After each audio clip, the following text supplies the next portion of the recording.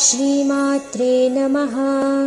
श्रीमत्कामेश्वरप्रेमभूषणं शुभपोषणं श्रीमत्रीं भाग्यसौभाग्यधात्रीं कामेश्वरीं भजे। हरिद्राकुङ्कुम श्रीमद्वस्त्रालङ्कारशोभितां जननीं जगतां देवीं शुभकामेश्वरीं भजे। उद्यद्भामतमाशोभाम् अरुणाम्बरभासुरां रत्नसिंहासनासेनां भाग्यकामेश्वरीं भजे।